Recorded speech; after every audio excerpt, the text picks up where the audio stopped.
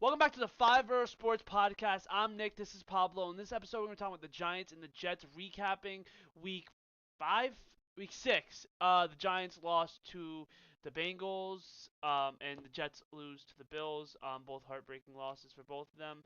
But the first game we're going to talk about is the Giants and Bengals losing Sunday night, and the Giants couldn't get anything going for them in this game. They had so many opportunities, a lot of flag called on a big throw to Slayton that would have set us up big, and just couldn't get the ball in the end zone, and it's just a lot of fourth down mistakes and just a sloppy game from the Giants. Yeah, man. It seems like we had a totally different team than we had against the Seahawks. Those guys were more determined going into that game. And especially with Malik Neighbors still out, we had the same running back, I mean not running back, sorry, wide receiver formation going out there with the three same guys against the Seahawks, and we couldn't get things going that on Sunday night, especially against a Bengals defense that has been struggling all season. This should have been a high scoring game for the Giants, and it's kind of a letdown that they let that slip away. Yeah, and especially we missed two field goals as well, so that would have put us in the lead later in the game. We were up 13 to 10, and just missing both of them just was horrible. Our kicker had nothing going for him at all in the game. Um, and Jones, I feel like played a decent game, but a couple questionable, like the interception. I don't know if you can really blame him.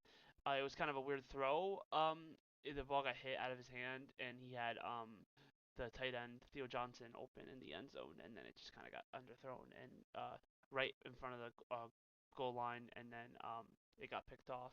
So a weird interception, but I don't think Jones necessarily looked bad at all. I thought there's some good spots in this game. I thought Tyrone Tracy Jr. was good at some points. He had a play where it was 3rd and 2, and then he didn't get any yardage on that play. And then again, we go back to him for 4th and 3, and then he didn't get us anything. So, and he would kind of feel like step back a lot when he would see a guy right in front of him instead of just trying to charge through and get us the yard or two, and he would lose yards on the play. So he's definitely a rookie, so he's looking to be better. But I don't know if Singletary starts to play bad when he comes back, if they're gonna give him the nod to play. Still Tracy over Singletary, but yeah, and Neighbors not being here this week hurt Jones as well. Definitely would have got more offense, and it looks like he's really missing him. And the Bengals just um, played better than us. Their defense shut us down for most of the game. Their defensive line was actually all over Jones for the first time really since week 1 against the Vikings. So the offensive line really couldn't hold him this week at all either. And he just couldn't get the ball out of his hands in enough time. He would just be on the ground, or that he would have to throw the ball away. So definitely, just a weird week of football. Yeah, but I mean, a good thing that came out of this game was definitely Brian Burns. He stepped up on Sunday to get a few sacks. I think he did a great job. I think the defense overall, it could have been better. We could have had a few more stops than we did, but we weren't a horrible defense. Our offense definitely has to step up. We're missing neighbors. Not I don't know so much Singletary, but I definitely think that neighbors when he comes back is gonna be a huge impact on the team, and I think the Giants will play better football, in my opinion. Yeah, definitely the Giants' defense did look better than the offense this week, especially the defensive line. Like you said, Burns stepped up after Thibodeau being out, and obviously Dexter Lawrence played a great game again, even after being double teamed.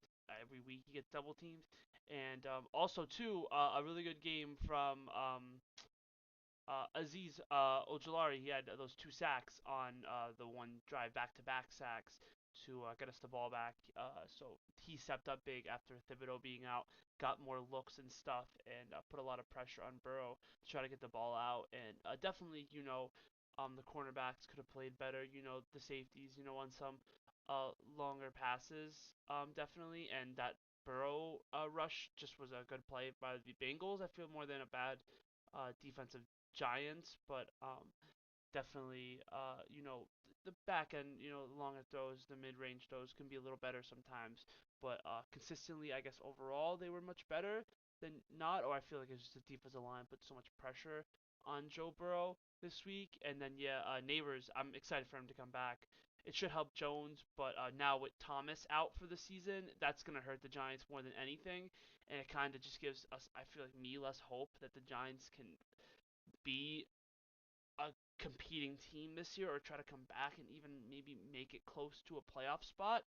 Even though the rest of the offensive line has played good, um, you know, Andrew Thomas is our best man on there, and he battled with the one guy in the Bengals that it's insane. I think it's Logan Wilson or whatever his name is. Or Trey, no, it's Trey Hendrickson. He battled with him the whole entire game, and mostly won all his one-on-ones besides like two of them, I think. So, it's gonna hurt to Andrew Thomas losing him. Yeah, most definitely. There's definitely gonna be a hole there for the Giants O line. He's gonna be missed, and we could just wish him a speedy recovery. He's definitely gonna be out for the season, which absolutely sucks.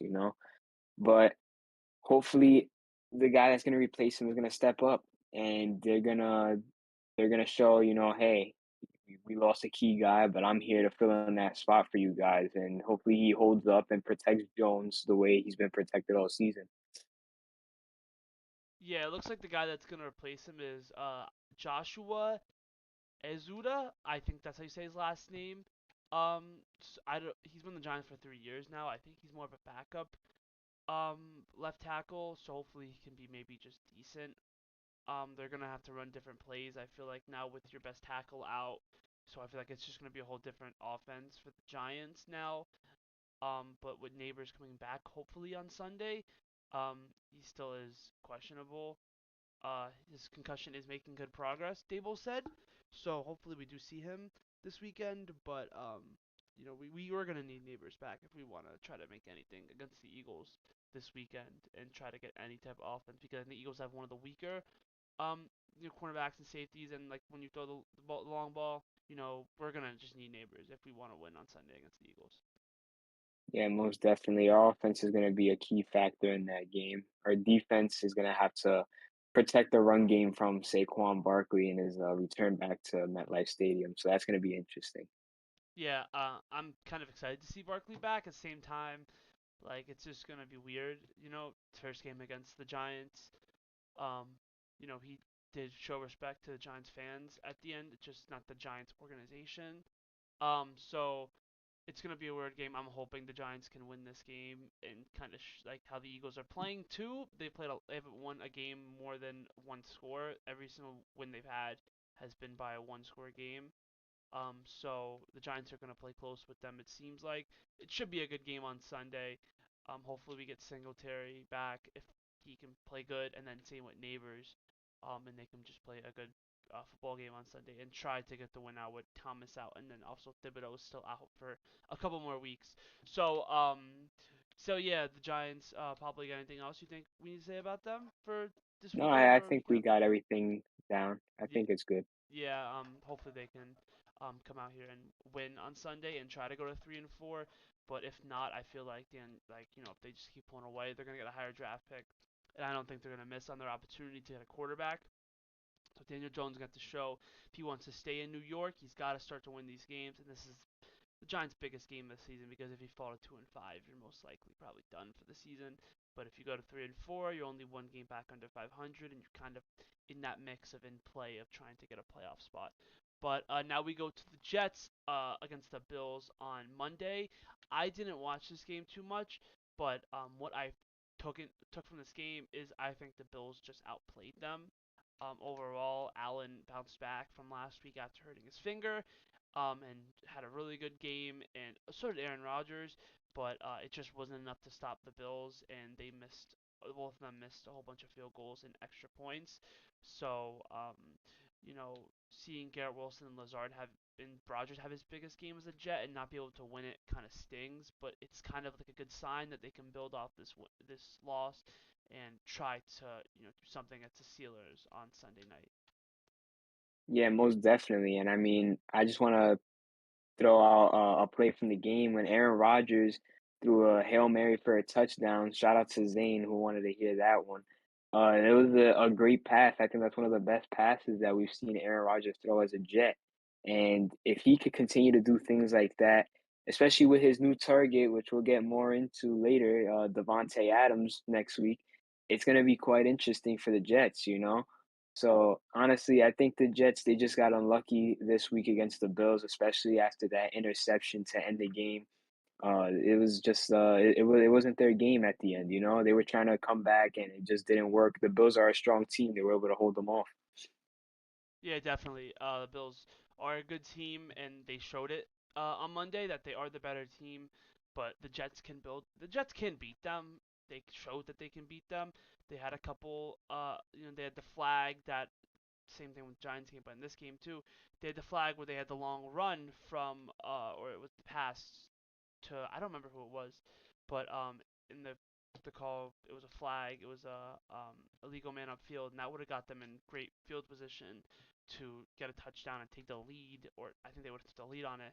So that just messed them up completely. A lot of flags in this game, and just like a heartbreaking loss because it was such a winnable game for the Jets, and they beat themselves more than anything.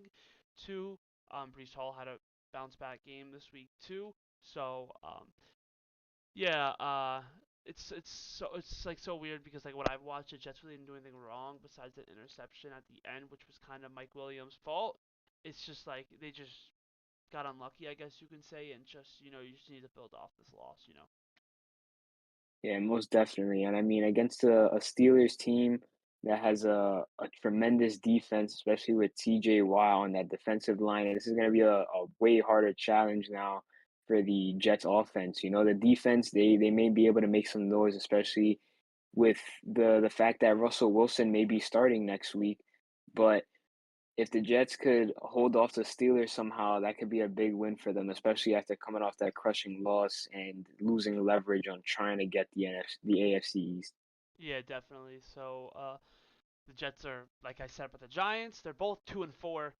You want to win this game. Falling 2-5 will hurt you. It won't end your season, but it's gonna hurt you and it's gonna push you back. So, but now talking about the Jets' move, they traded for Davante Adams. I don't know what they gave up for It Davante was a Adams. third round pick that could turn into a second round Oh, pick. okay. So they really didn't give up much, which is good. At least they didn't give up too much. Obviously a second round pick or a third round pick turning to a second can be really good, but they got their guy that they wanted to pair back with Rodgers. That we know about Aaron Rodgers and Davante Adams back in Green Bay. They were insane together. So it's gonna try to help the Jets offense a little bit. And like we talked last week, we kind of didn't want them to make this trade. Thinking about it, it is a good trade. Obviously, you're bringing in one of the best wide receivers in the league, but like at the same time, like you just like you're trying too much to be a super team, and it might not work out. If you lose this week one game, you're 2-5 with Devonte Adams, and it's just like I don't know. I don't. We're gonna have to see more than anything. The Jets' schedule is gonna get a little easier after Pittsburgh. But Pablo, what do you think about the Devonte Adams trade? I definitely think on paper, this trade just sounds like a dream for any Jets fan. This is a trade that you want. You got a star wide receiver to pair up with your young wide receiver and Garrett Wilson. And now Mike Williams is gonna get less snaps as well, you know, especially after that, him tripping and falling and then leading to the interception. Yeah, okay, that happens, but Jets fans don't want to see that. So now with Davante Adams, you have a star-studded wide receiving core. But what we're missing out here is that the Jets have holes to fill still. That Davante Adams trade doesn't fix the O-line, and the O-line is gonna be a massive, massive problems for the Jets throughout the season, and it's gonna continue to hurt them, especially if they want the ball to be in Davante's hands. It's not gonna be in his hands unless they're protecting Aaron Rodgers. And I think that the Jets, they got to make more moves now. You know, they're gonna have to get a better left tackle, right tackle, whatever. They got to get somebody to protect Aaron Rodgers if they want that ball in Davante Adams' hands to get them some points. Yeah, they definitely have to give Aaron Rodgers more time to pass, and we could be seeing Mike Williams, out of here soon.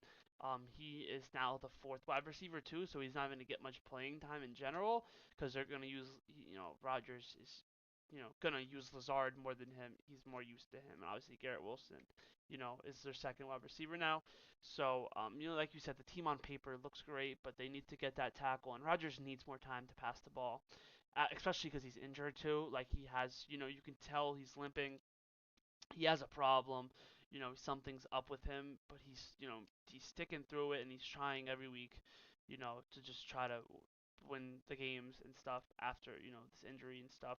So one bad thing can go wrong for him if someone comes up you know, just absolutely destroys him and he can be out for the season again. So it's not something you want, and that's what, like you said, the Jets need more offensive linemen, and that's his problem right now. If you can give him time, then he can go out there and throw the ball to Davante and have time, Wilson, and this offense can be as good as it was in Green Bay a couple years ago. Yeah, most definitely. And I think, if the Jets, they get to know their new coach, they get to run some new plays that include Davante Adams. This could work. This trade really could work for them. It could get them the playoff spot that they want. But it all determines on how they play as a team. It determines if the old line's gonna step up. The defense does their job every week. They've versed some hard offenses for the recent weeks. And it all comes down to how everybody's playing together. And I can't wait to see how Garrett Wilson is going to be at wide receiver too, because that's how it's going to go for him now. He is the wide receiver too. Yeah, definitely, but it's going to be also hard for the team to game plan against them. Davante Adams and Garrett Wilson. Who do you double team?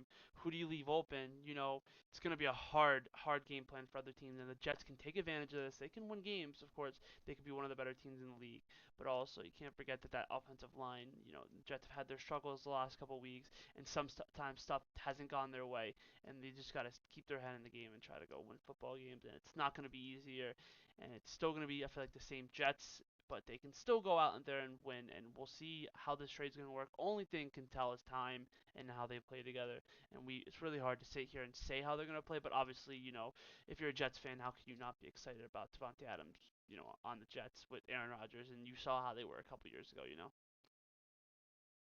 Yeah, most definitely. I agree with that. So, yeah, so the Jets play the Steelers on Sunday, and Wilson will be back for the Steelers most likely. So it's gonna be new guys. You're gonna see Russell Wilson in his first game as a Steeler, and you're gonna see Davante Adams in his first game as a Jet. Probably they said he's gonna probably play on Sunday. So yeah, it's gonna be a fun game. Hopefully I can catch some of it on Sunday. It's gonna be an exciting game, and hopefully the Jets can win it. And like I said, they don't want to fall to 2-5, but their schedule is getting a little easier. The beginning of their schedule was harder. Especially losing to Denver kind of messed them up too. But now, after Pittsburgh, they have New England. Houston obviously is hard, but Arizona, Indianapolis, Seattle, Miami, Jacksonville, the Rams. So their schedule is going to get easier now for the rest of the season. So if they can just go on a hot winning streak, Jets can see themselves in a good spot and a good playoff spot too, possibly. Yeah, it's gonna be a fun ride for the rest of the season, especially for the Jets, maybe the Giants as well. Maybe they'll try to make a playoff push, but seeing it's gonna be fun to watch the Jets try to make a push, especially with Devontae Adams now. Yeah, definitely. Some exciting stuff in New York football. The Jets more than the Giants. The Giants are still, just trying to, I guess, get through the season more than anything, and just learn who they are as a team and really see what they can do. But so yeah, we will see both teams on Sunday play, and then after that, next week we'll get to another episode about the Jets and the Giants, unless something crazy happens, and this week, which I doubt. But thank you guys so much. Pablo, do you think anything else you want to say about these two teams? No, I got nothing much else to say except for let's go Giants. Let's at least please try to get a win, Yeah, so I don't have definitely. another Sunday of depression. Yeah, that's very true. We're very depressed as Giants fans. But we will see you guys with another episode soon on the Rangers and Islanders and the start of their season. We appreciate you guys for everything. This is the Five Borough Sports Podcast. I'm Nick. This is Pablo over here. We will see you guys soon. Thank you very much.